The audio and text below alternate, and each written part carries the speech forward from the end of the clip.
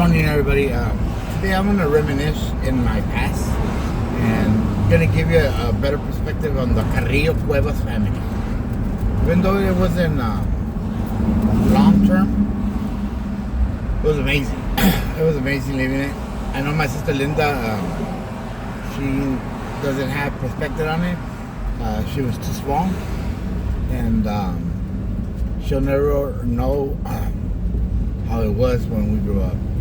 And me and Rachel, we had a different life that a lot of people could imagine. And Danny, the beginnings of Danny, so he might remember not everything, but partial.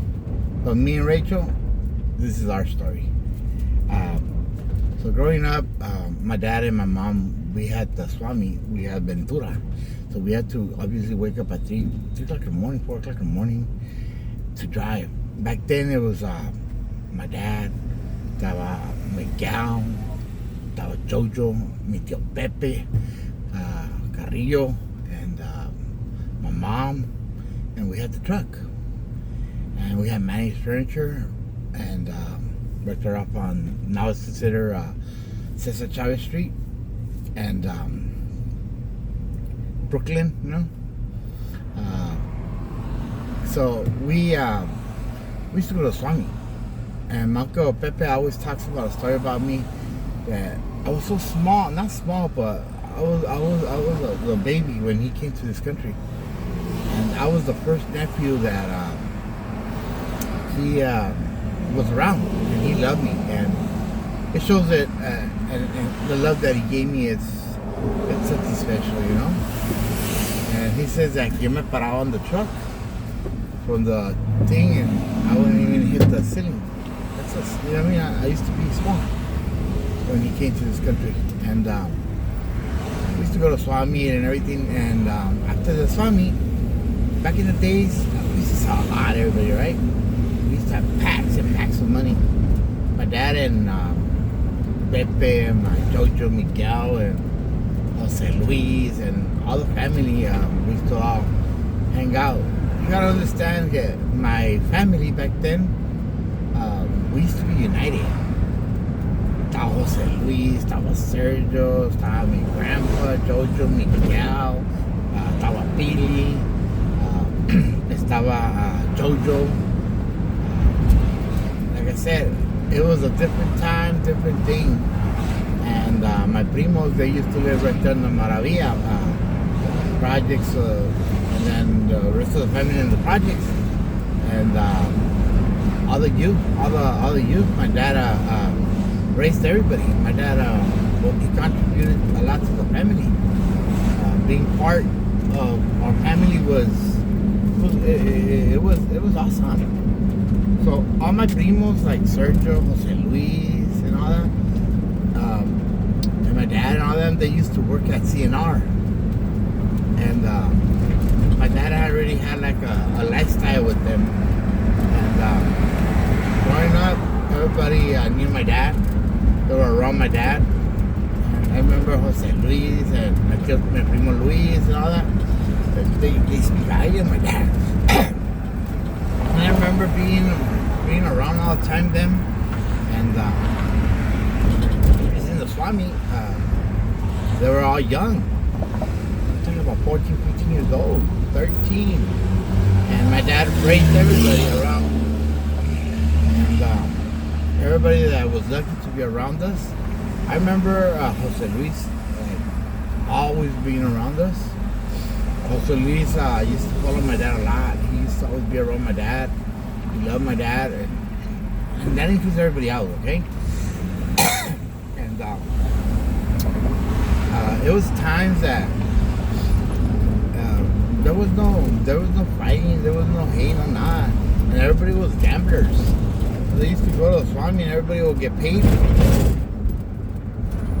And on top of getting paid, there used to be cards, Hold'em, Mexican Hold'em, and 21, and Pat 9, all kinds of shit, you know. And they used to fucking stack some money, right? Everybody had money. There was so much money in the 70s that you could throw money up just to if you were cold, instead of burning firewood, you could burn money. That's how much money there was around. Everybody talks about the minimum wage, only like $3, you know. Cars used to cost like $500, you know. Rent was like $150, $200. You guys gotta understand that houses used to cost like $19,000, $20,000, you know, $27,000. And people used to make so much money, a lot of cash money, especially if you worked in the Swamis. So we had it. Tia Maria and Ricardo, they had a sleep well, the mattress place. Billy used to work for Tia, and we used to go to Van Horn and play, get in the swim pool y todo. Then they bought the Rivera house, and childhood memories was like, hey, it's Friday night.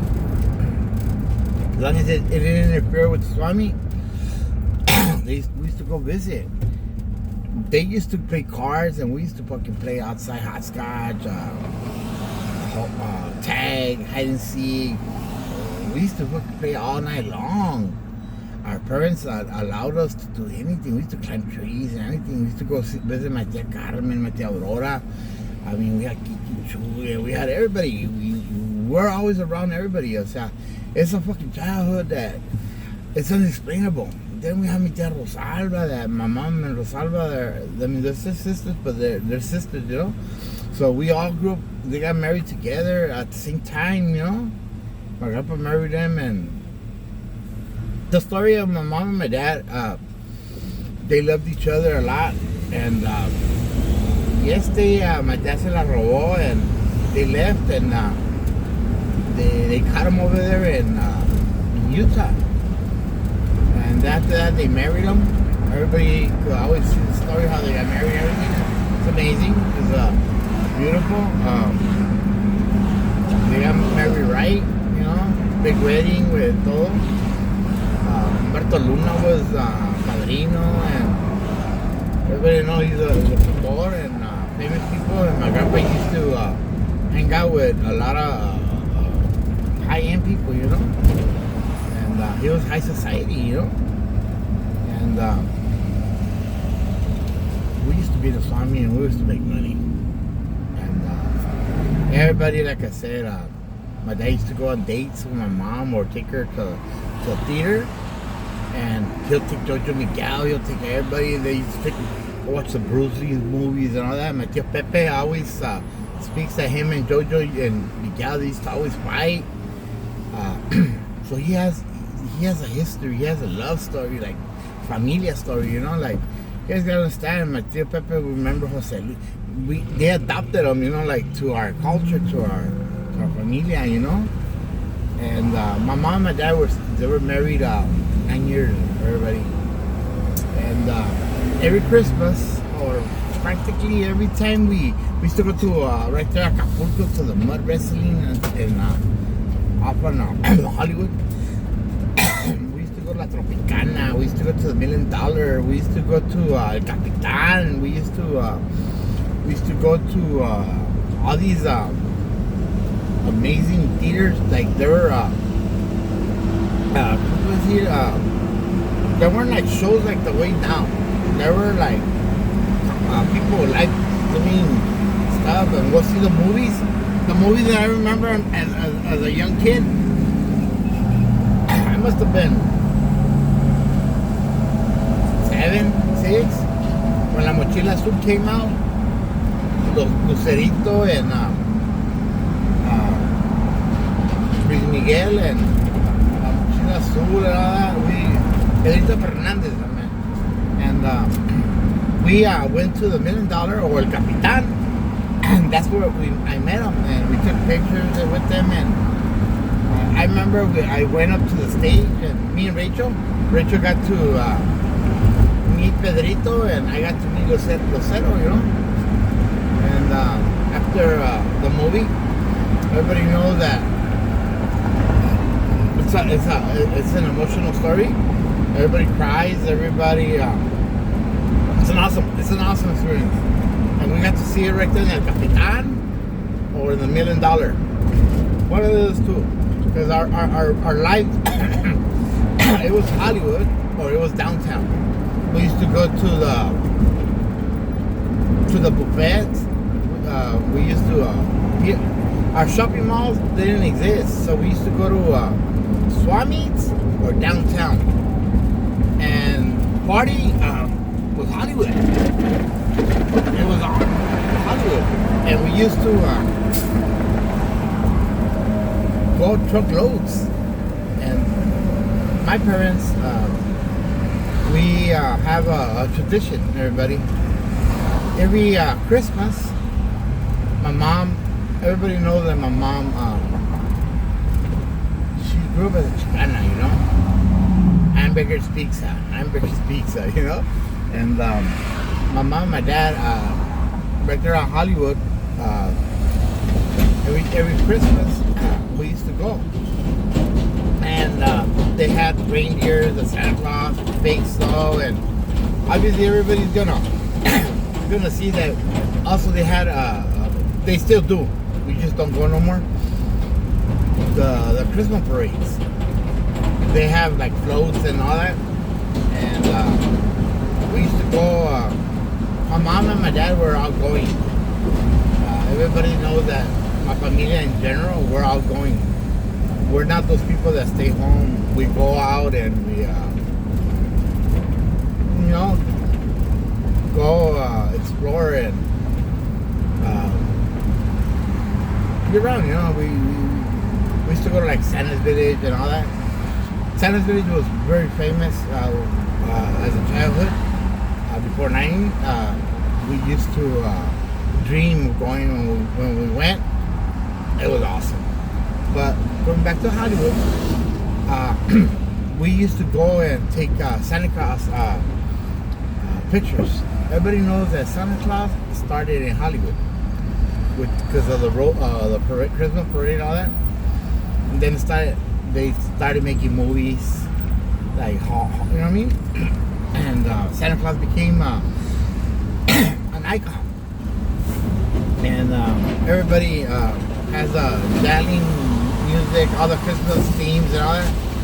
But back in the days, like I said, right there in Hollywood, next to the Wax Museum, next to all the Chinese theater, the Hard Rock Cafe, the handprints, the stars and the thing. So everybody, in our family, we made it a tradition. Every year we used to go and we used to take a family picture. First time it started when me and Rachel with my mom and dad, and probably George and Miguel and them. The next thing it started, I'm included now. And then after that is Danny, and after that is Linda. And we used to go every year, and it was a tradition. After we used to take the pictures, right, there's like an empty lot. And everybody that's ever gonna go to Hollywood, you're always gonna see that empty lot. That empty lot is still empty. I don't know why they don't bring back the tradition that we had, the Santa Claus. So it probably doesn't cost them nothing, you know. But on the empty lot, if you ever go, you'll see it next to the, believe it or not, next to the Wax Museum. On this side there is an empty lot, and that's where the Christmas themes used to be there. All the holiday stuff, the meet and greet with Santa Claus. They used to put the Santa Claus Village right there, and they used to come from the North Pole, everybody, and they're the exact ones that I'm gonna post up the pictures and everything. The Santa Claus and Miss Santa Claus and the elves that I grew up with. And they were the original ones, and they're the ones that from the North Pole. If you ever gone to the mountains, to the Los Angeles forest, Crest Forest, off the 2 and you end over there by Pasadena, you keep going straight up to about Wilson and all that. Santa Village is over there, everybody. So it does exist, everybody. And they used to come down, and those are the Santa Claus that when you've been over there, those are the ones you met. Well, we used to always have a tradition to going, get the candy, our candy cane, and get our picture taken, and sit on Santa Claus' lap and tell him what we wanted for Christmas. And obviously, everybody knows that one of the first joys that we had, I wished for like my bike. We had a 5200 Atari games, and then Nintendo games, and then Sega games, But back then it was the 5200 or a bike that I used to love trains and cars, And so I was a kid, I was a kid that grew up with canicas and little soldaditos, or had trucks, cars, and I always loved bikes, everybody. And then after that, our 5200 or Atari, and we spent magical nights playing with my dad. And my dad used to be like a niño, he used to play with us. He used to play with Jojo, Miguel, and Jose Luis, Sergio, and everybody, and Pepe, Oscar, and we used to hasta hacían, they made like a table to go play, We used to play Pac-Man, ahí en la liquor store with the Chino next to Pizza Man, and we had our own 5200. We had our Atari and Frogman, Donkey Kong. We played it, and I remember seeing all my family and everybody playing. So one of the stuff I would have wished for, and I probably got it. Well, after we meet and greet Santa Claus and took our picture. I don't know where I have to tell those pictures. I have always asked my mom, where are my pictures? I guess that she threw them away, or when she went through a depression or divorce and stuff like that, She didn't keep a lot of pictures, So the pictures that I have, everybody are because of my grandma. Grandmas, Pili, también, my tia Aurora, my tia Maria. They contributed to my life, and they saved up a lot of pictures. Who has a lot of pictures is Pili, but she doesn't release them to us, and she doesn't allow us to see them. Because she's the one that took the pictures, and she's the one that developed them. She's a photographic person, and she likes to keep photos of all the family when we were young. And she has a lot of those Christmas pictures, but hopefully one day touches her heart, or God blesses us. Frank, if you're hearing this, shoot us some pictures, man. Most of the awesome pictures that I had when I was young, they're because of you. We appreciate, and we'll appreciate more, and we'll put them to good use, where people could see all the stories and the pictures, all the videos and stuff like that were child. Sandra has a lot of them. My tia Bola has some. My tia Rebecca has pictures of me and videos. My tia Alicia had some también. But those are the ones that everybody been seeing in my videos. Well, coming back. So after the meet and greet, after we sat in Santa Claus' lap, we used to ride a deer. They had like 6-7 deer. You could feed them and ride them. We grew up riding deers, elephants, tigers, and I mean our history of back then. We had no seatbelts. We packed the cars. Everybody had a station wagon and all that. We jumped. We played. We got spanked. We got hit. We're fucking kids. That was now, Well, we started a tradition. Well, my mom and my dad going to Numero Uno Pizza. everybody knows that occasions that are incident every year, we all go to number uno and we eat together. And we keep that tradition going. Like I said, a lot of people don't have that, but we do. That's our tradition. If you're at Carrillo Cuevas, number uno is your tradition, everybody. And us, when we see number uno, we get excited. Everybody knows about number uno. The chunky tomatoes with the sauce and I mean, that's awesome. But that little building, but they ended up closing it down. Now it's just a little store. Cosmetic stuff, you know. It's still around. I don't know. People just stopped going to number uno. It was too expensive for them. La pizza loca and all that. They took the what you call it, the place that nobody wanted to pay so much for, like to sit down and eat pizza with a fork and a knife, you know.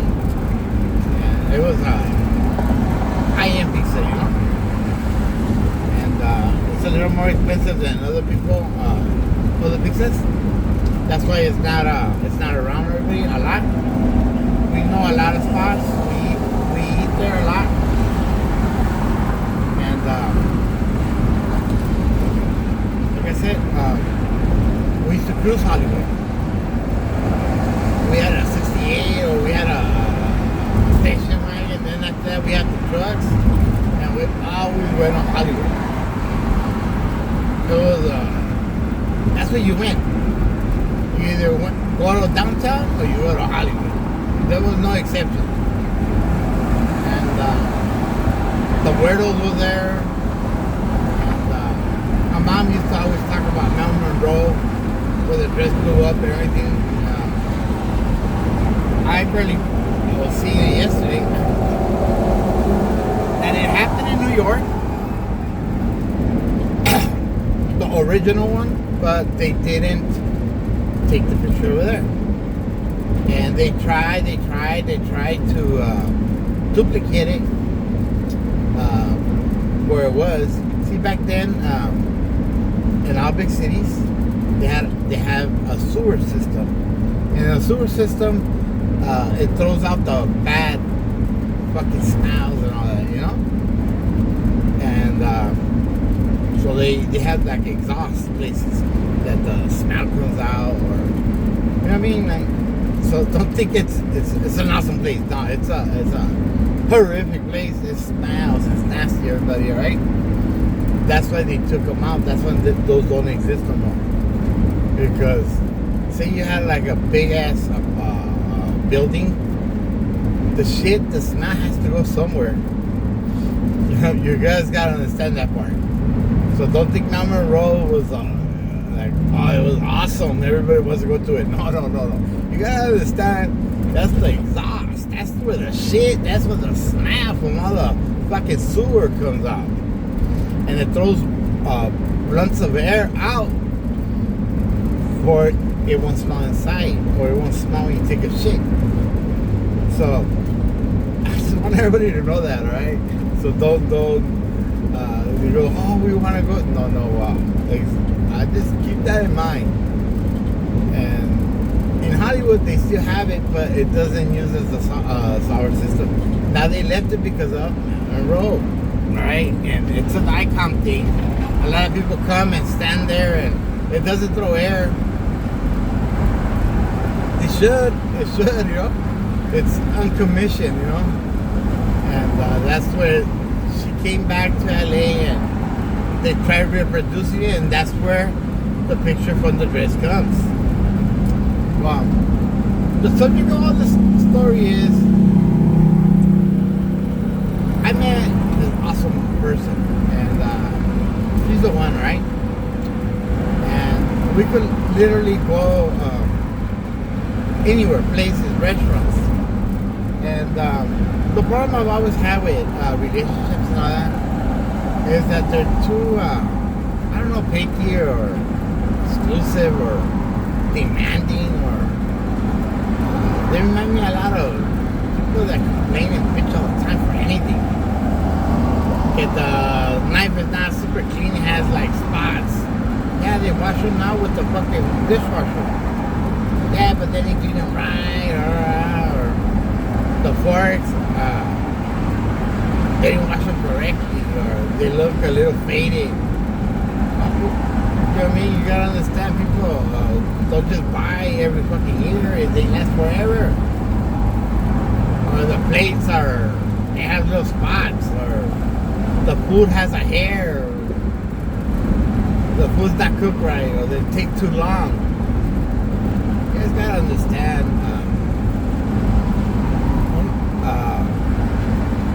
There's a lot of shit. If you're gonna bitch and complain, there's a lot to bitch and complain. A lot, okay? And I always meet those girls. Bitch and complain for everything, you know? And yesterday I took my girl to Hollywood. This is the second time I take her. And I'm reminiscing of my mom. And I guess I miss her. I guess I want to live it again, you know. And I want to feel her. I want to reminisce and remember my childhood memories. And I don't have nobody to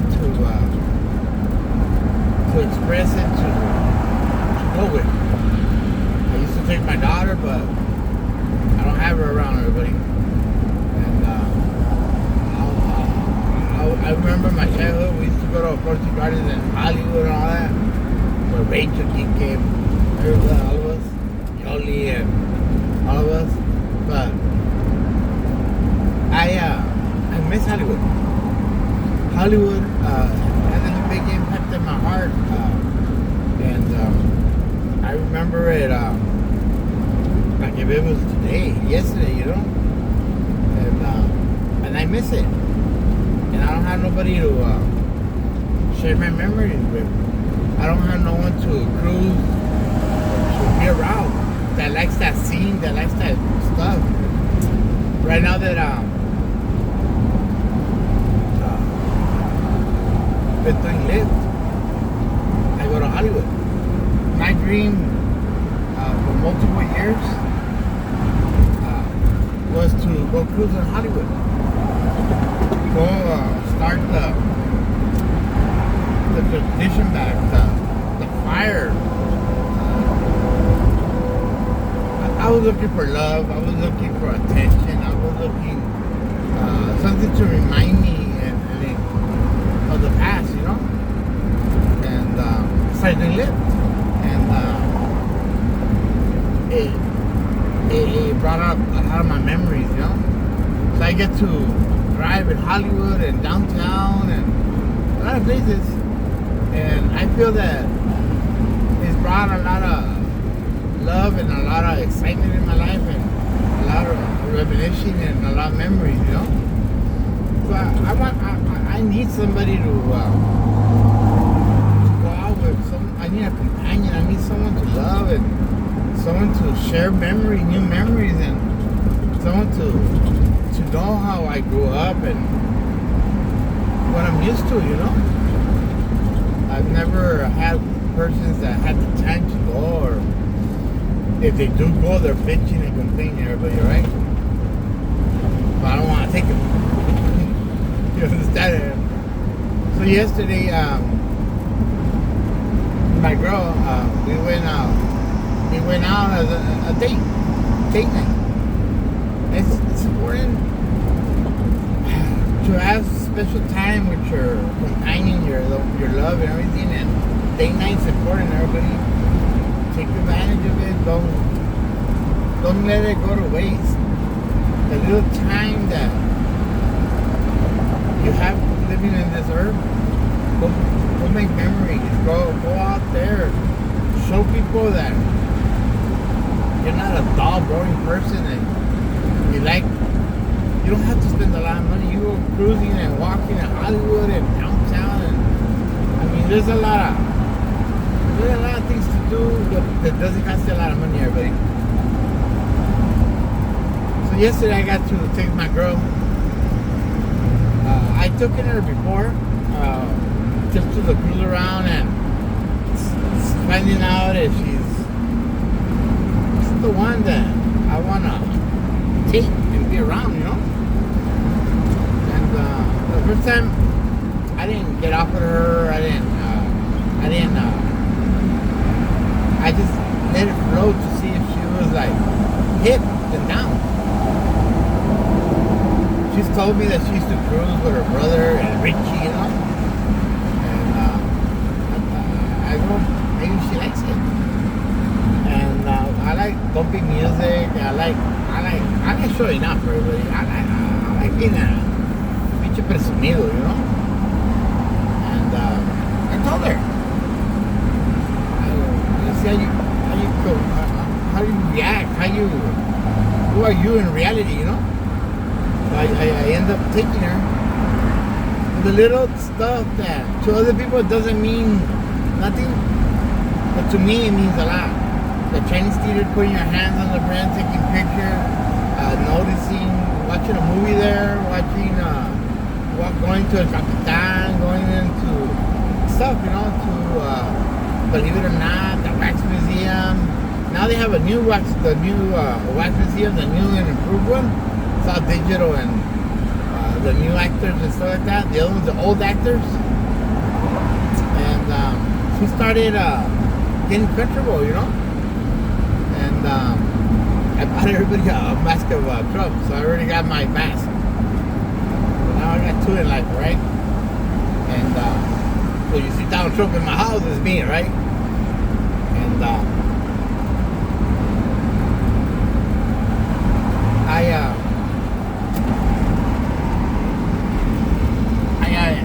started walking with her, and I started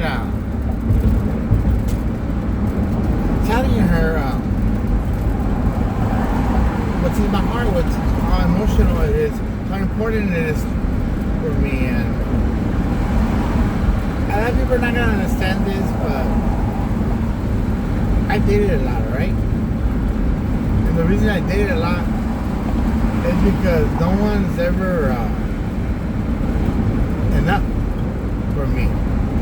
I always want more. I want to cruise. I want to talk. I want to be a hippity hip. You know, I want to show off. I want to stand in the middle of the street and do what the fuck I want, and no one telling me what to do. I want someone to follow my lead that enjoys the cruising, the fun, the saying what's up, and it's awesome talking to conversations to people. I get a lot of free shit all the time. I'm easy to get along. People always like, damn man, Kayla, you know, they always like give me high fives, and I feel I've known them all my life when I barely met them. All these waiters that they fucking bust their ass to serve a certain section, so they can't just serve you, and they have to, you know, work the fucking room, or you know what I mean? So waiters point to them 10 tables, just to 10 different people, you know. You can't be like, hey, he's taking his time, hey, he forgot about this, hey, he forgot about... So, first thing that happened, he kept forgetting to bring me my beer. He came back and he gave my woman her soda. I started freaking out, everybody. She got the popote, and I said, fuck. I thought she was gonna complain and bitch and whine and throw a tantrum on that fucking scene. I said, my God. She's like every other woman. Fuck. I fucking got like a panic attack, man. I got emotional. And I probably scared her. And she's like, she was asking me a question, and I guess she's never been around different things, you know? That to her was awkward, or it was different for her. She doesn't know that every restaurant has different straws and different things that remind you a lot. Like, maybe I forgot to tell you, a lot of people bring those straws for whatever reason they bring them. So she just to her it was something new, the straw, and she didn't bitch and complain. So I told her, damn, I was so scared. I was frightened, and she laughed. I said, thank you, for understanding. I was traumatized in all these relationships, And then she ordered, we went to the Rock Hard Cafe right there in Hollywood, right outside Mount Monroe where her dress is the picture. Next to the Chinese theater, next to the downtown star, everybody in. And she ordered a hamburger. I fucking love the way where she how she ate the hamburger. She was eating like she's never eaten before a hamburger.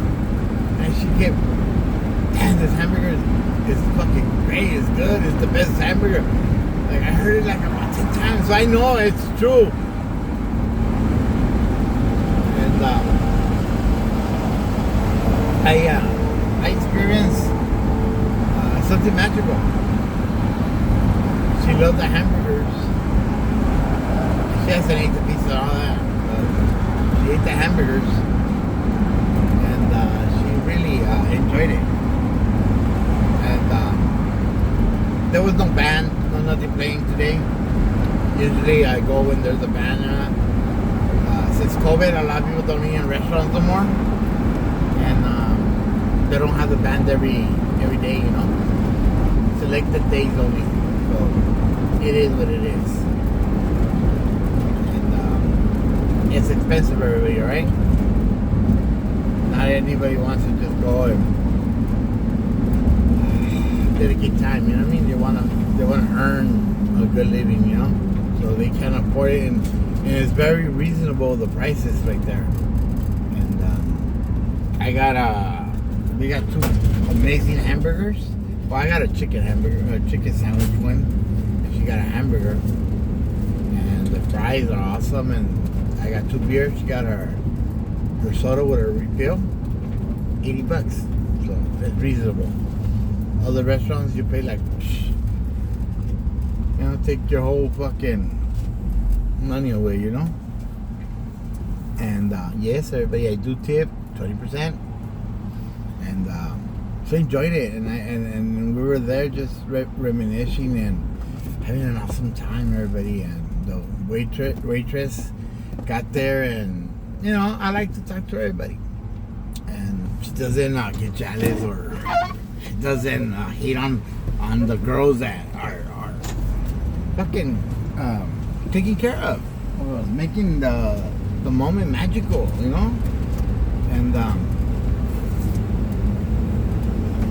she doesn't have that, that if thing on it.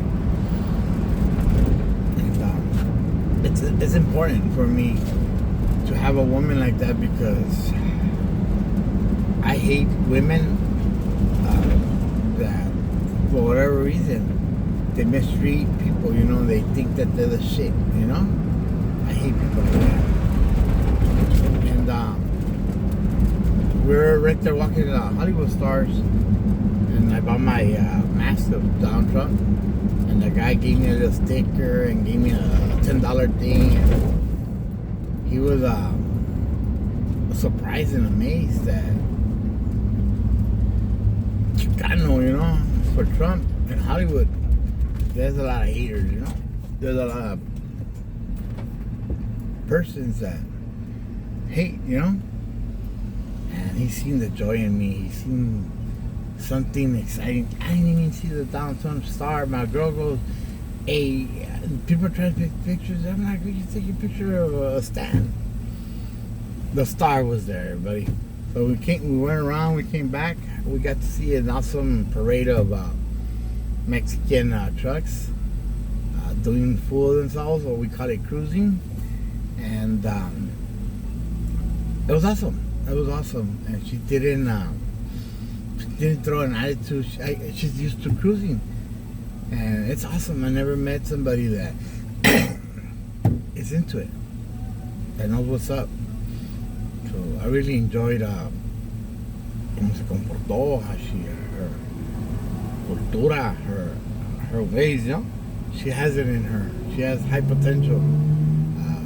I didn't get embarrassed. She didn't get surprised. She didn't get amazed. Like, she's seen it. And a lot of people get scared or call it stupid or throwing, you know, or bumping or doing hydraulics. So a lot of people is like, they're not into it, or they think that the cops are gonna get their pupping. Like there was some motorcycles doing some stunts in Hollywood. That certain section, the cops let you do what the fuck you want, as long as you're curious and respectful, and you don't inflict any conflict around, you know. They allow you to do whatever you want. You know, a lot of people go and do their stunts or videotape themselves and they upload them, you know. It's a memory. So I just want to tell everybody, find your place that allows you to define yourself, that you know that it brings a lot of harmony, a lot of love into your heart. Well, Hollywood is that to me, and it reminds me of my parents. But they were together, and all the traditions and all my childhood memories, everybody. And I get to experience them again, finally, with somebody, and that enjoys it. And I hope I keep going, you know. I hope that she's just not tratando de quedar bien conmigo, you know. I'm not saying I'm going to go every week, but once a year it's okay, you know. Take her to the Christmas parade, just para que conozca the stuff that I grew up with. And to her, it's easy. It's easy for me to talk to her, and she has the same cultura, you know. We have the same slang, the same. We could talk about, like, say yesterday, Flacanelo, you know. I could tell her what I have in my heart, my head, my emotions. I could be myself. I don't have to be someone else. I could just express myself like naturally, and not expect to offend somebody or hurt somebody. Or I could talk to people, like girls in front of me. Like, I'm a very sociable person. I love to talk to everybody. This is part of my job, you know. She doesn't discriminate. She doesn't bitch. She doesn't get jealous. She knows what she got, and she knows that she's the one. You know, she knows she don't have to compete. She knows she don't have to get intimidated, or, you know what I mean. I put her in the central, and little by little she's gonna like keep talking my conversation with people, you know, be included. Life is however you make it, and I'm really enjoying it for the first time in my life, you know, everybody. All right, everybody, that's the story.